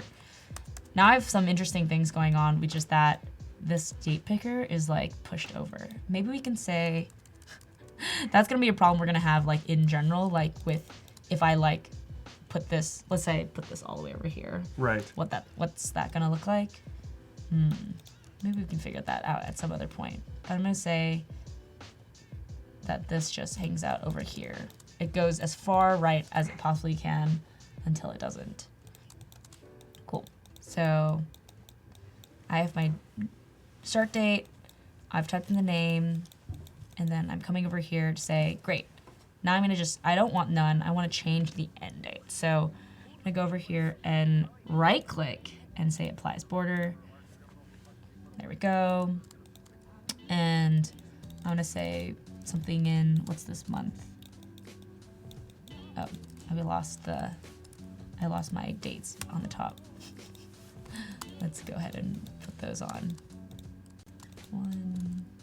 And yeah, Daniel, there's going to be a bunch of text updates coming at some point. So uppercase, lowercase. I don't know when exactly they're coming, but things are in the works, and bullets are probably part of that. Cool. Sweet. So I have something about the end date. Maybe oops. That seems fine for now. Let's see, should we wire it up and see where we're at? Yeah, and after you do that, we're gonna take a look at some challenges from today. Nice. We have a few to take a look at. So this one, and then this goes to here. This one I haven't defined yet. Oh my gosh, another huge pro is like, even though I've moved everything around, there's so many times that I've like drawn those rectangles in InVision and then I have to like move them because like the image changed. Right. So this is super useful. Cool, so I selected that. Then I am in here. I'll just use a tap to simulate me typing. I'm gonna do transition. Let's see, animation, none. Great, perfect. Okay, so I've typed in the name. I'm gonna go ahead and say, I then click this one, and we'll go back to auto animate and see what that looks like. Cool. All right, sweet. So I'm hovering, add, boom. All right, I'm gonna go ahead and select software engineer. Oh, there's the thing, I saw it. What was that? I don't know. Oops, that's so weird. I thought I pasted it. Oh, I probably didn't. Okay. Cool. So it's so fancy looking though. Look at that animation. Why does it think those names switched? The layer names might be different on some of them for some reason. Whoa. Okay. Yeah.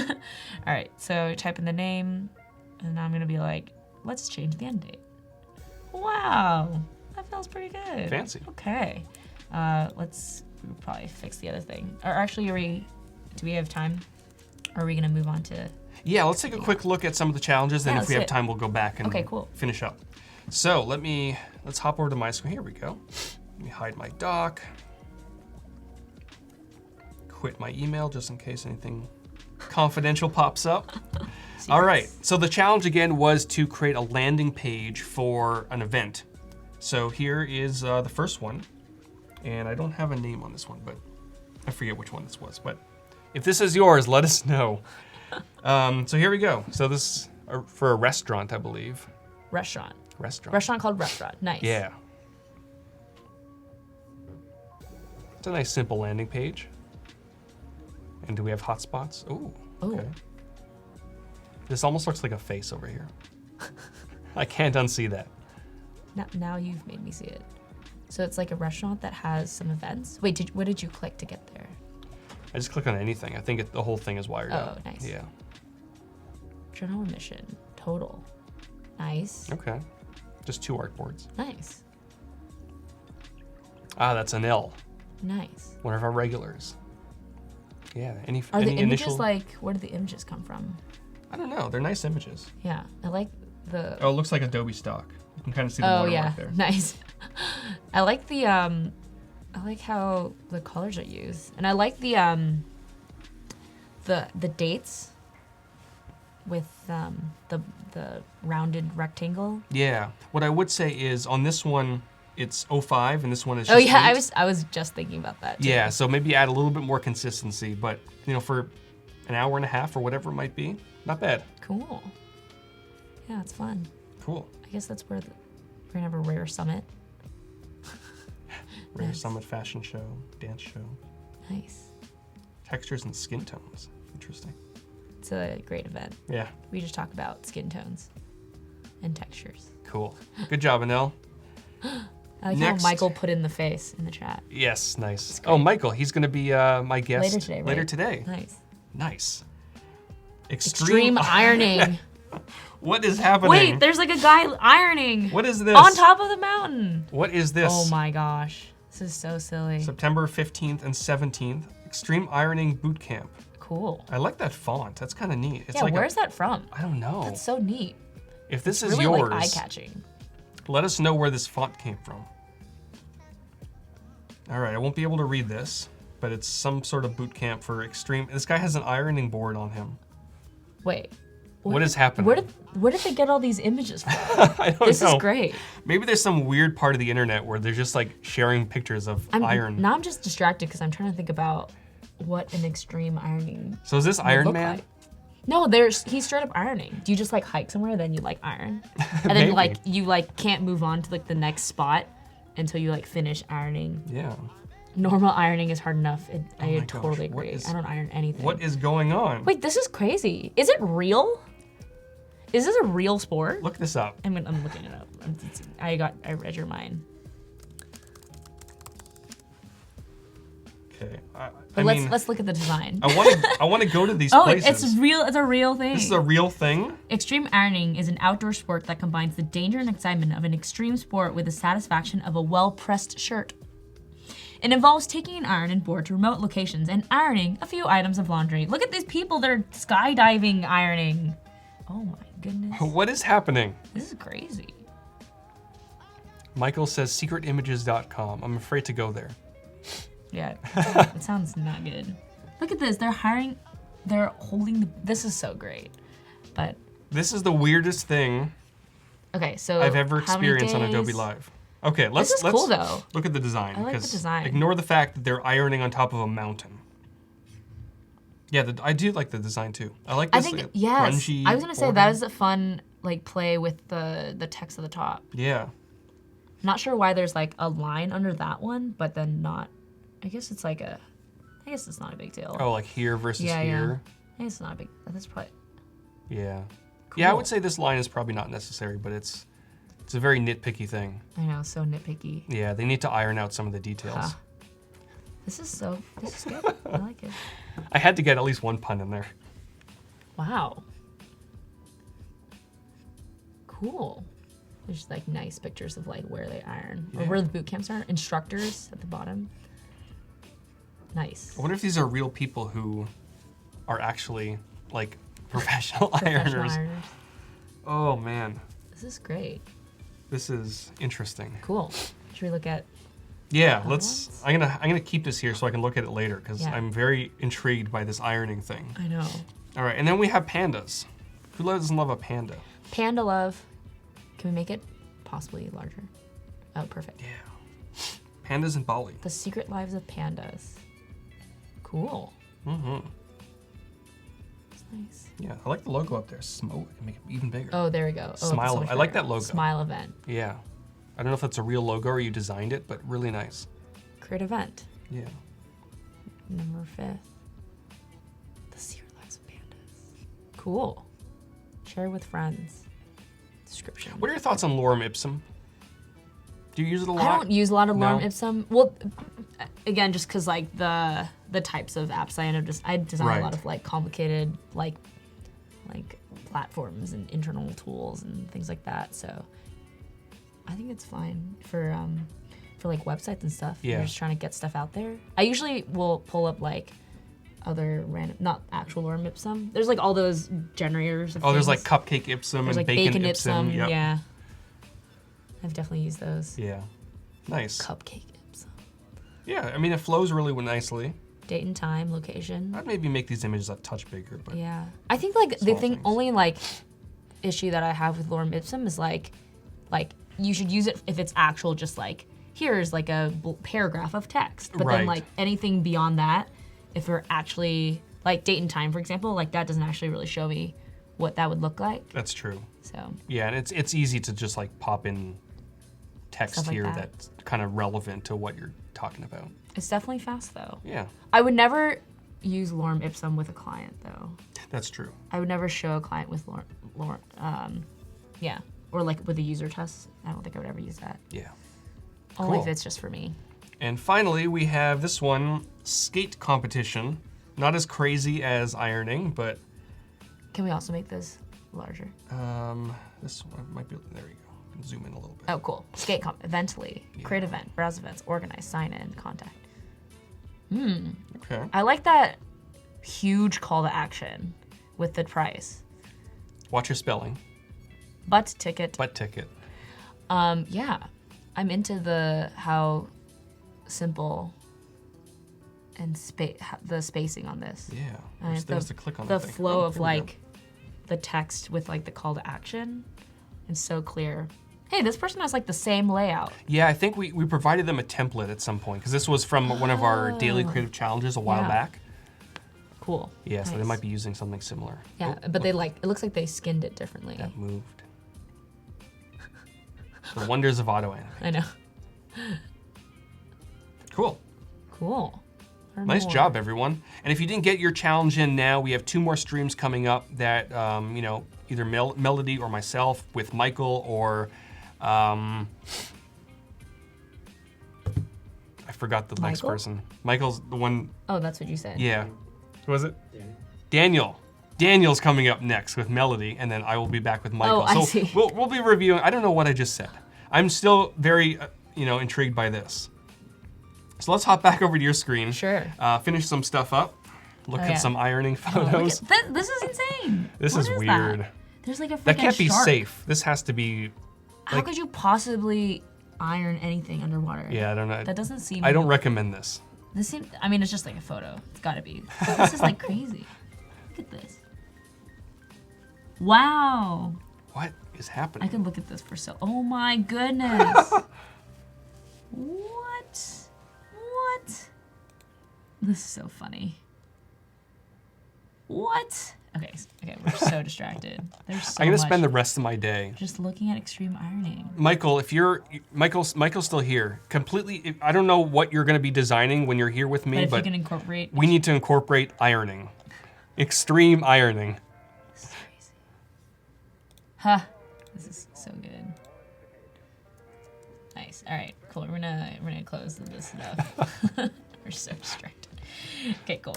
So we left off on having this date selection over here. Cool.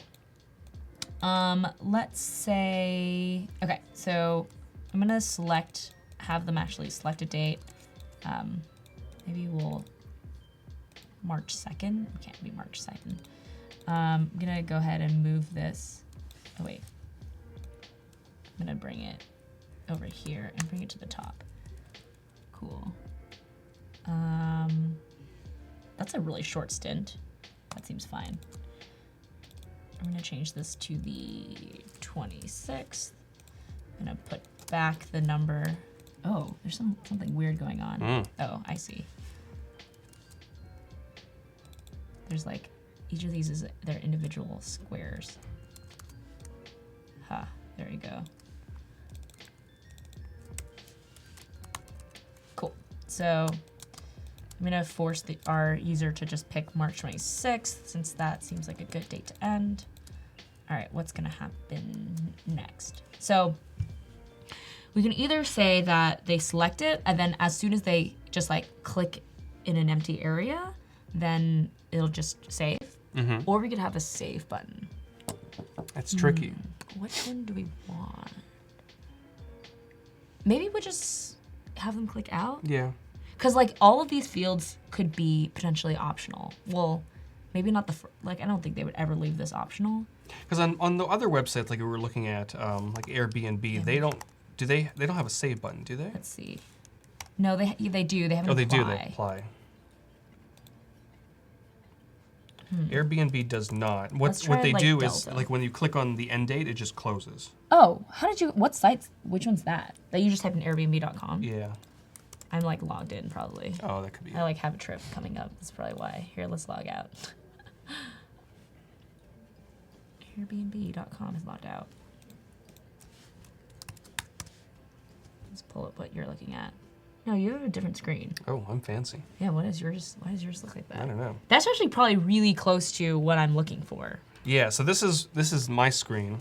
So if you check in, let's say February 19th, it automatically goes to checkout. Nice. And then when you click on the end date, let's say February 27th, it just closes and then populates that field. So I'm definitely gonna have that behavior in Yeah, terms of like selecting it. it, and then this would close. But my question is, do we want a save button to save like this entire row?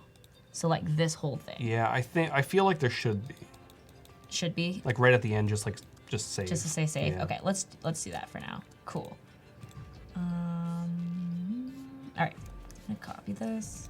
We'll say on the screen, I'm gonna kill this guy, and I've now selected March 26, 2019. And go ahead and drop that to black. Cool. It's really only here for a couple weeks. It's really not ideal. And I'm gonna go ahead and do our apply as border. It's actually, okay, now I'm used to the assets panel. There you go. And now I'm just like in the swing of things. Cool. Actually, maybe we'll just try. I'm curious to see if a user would just be okay with just clicking out and like moving It's very on. possible they would, because that's kind of the behavior it's, that like, we're all popped expected out. to sometimes. Yeah. Yeah. Like, I don't know what else you would do. Cool. So we're gonna do that, and then, cool. So now we're gonna see what this actually looks like. I'm gonna pull this down here for reference. I'm gonna go ahead, oh, we have to adjust this thing. Remember from our prototype, this thing got moved, Oh, yes. and it was doing weird The things funky with animation. auto animate. Yeah. Okay, I'm gonna go all the way back here. Cool. So I'm gonna go ahead and select these. All right. And kill that. Oops. And also the entire grid in the back. Block. All right.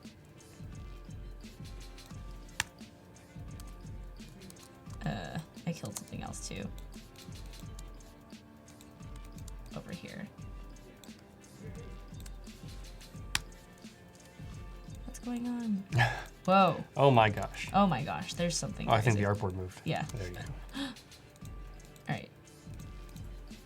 I'm gonna go ahead and this one's actually the good one. So maybe I selected more than just that. That's what's going on.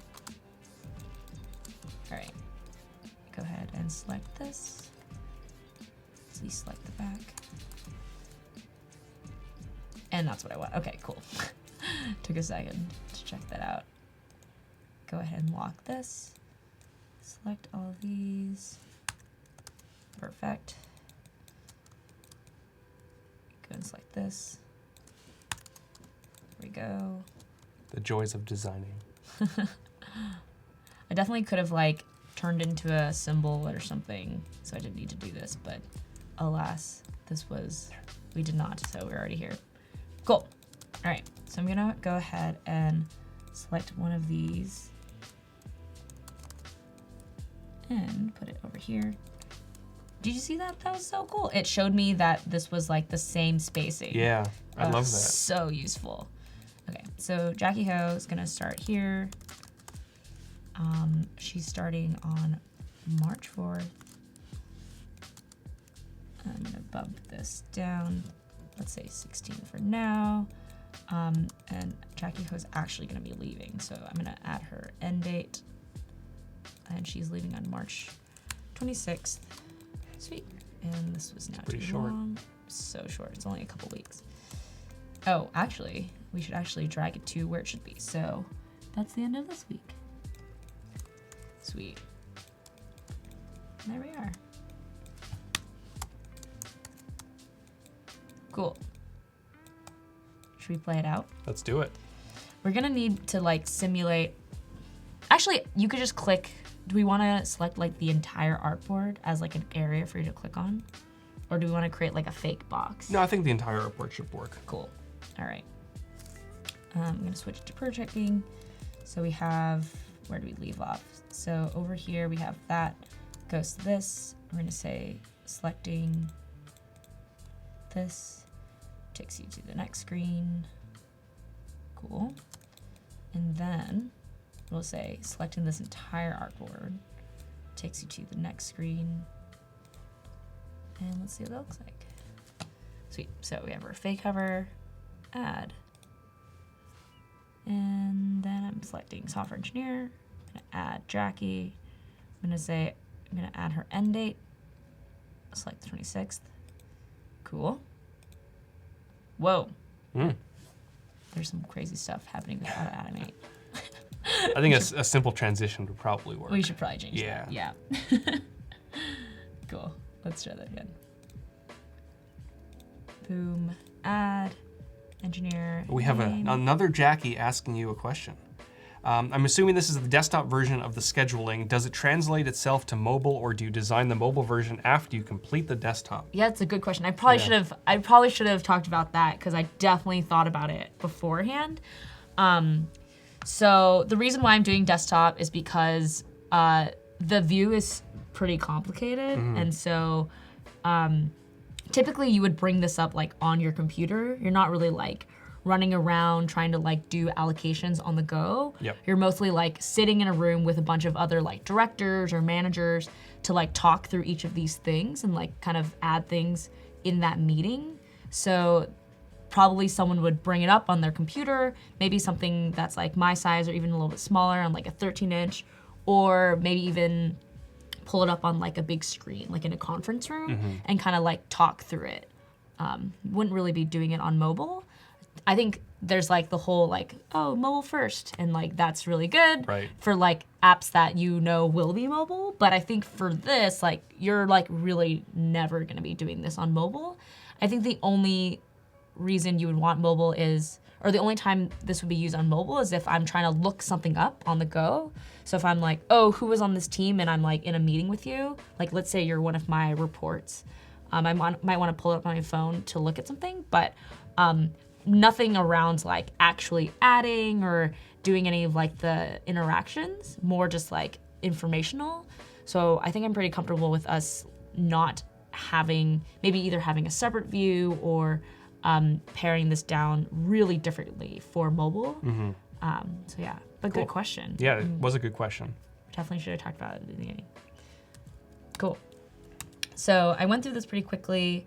We were just checking out adding the end date, and then selecting this would fill that in, and I'm like, great, Jackie Ho, that's where she's gonna be. I'm gonna click, and boom, there Fancy. she is. Nice. Sweet. Cool. It's looking good. Feeling pretty good about that. It's a really short stint. I just realized that none of these people like have end dates. Well, this person should have an end date, so maybe we'll touch that up. Should we try to turn it into a symbol so we don't have to like mess with it anymore, like every single time? You could do that, yeah. Let's see. We could turn this whole thing in. Yep. Okay, cool. Let's see. So let's make it into a symbol. Cool. So for the symbol, oops. I'm gonna go ahead and copy, oops, I'm in the prototype mode. I'm like, what's going on? Okay, here we go. So I'm gonna go for maybe like 16 pixels between all the things. And then we'll say that this, oops. Got about 1 minute left. 1 minute left. Let's see, which day did she end? Let's take a look. The week of April 15th, 3 days before that, so April 14th, 13th, 12. Cool. Sweet. And this person starts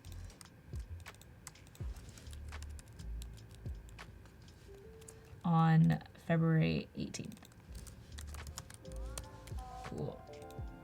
It's probably a good time that we made it a symbol, because I'm gonna be constantly tweaking what that bit looks like on all the... Yeah, if you're at the point where you know you're gonna be updating a certain thing over and over and over again, you might want to completely swap it later on. Yeah, totally. Symbols and character styles, colors, you definitely want to throw those in your assets. Totally. Yep. Cool. Awesome. It's a good stopping point. That looks good. Yeah. Nice job. So we're gonna wrap things up for this stream. I'm gonna be back later on with Michael. We're gonna be back tomorrow morning. And coming up right now is Melody and Daniel, who are no doubtly gonna be designing some really cool stuff. I remembered his name this time. Nice. So I'll see you all later, and we'll see you tomorrow morning. Awesome. Awesome. Thanks See you, all. everyone.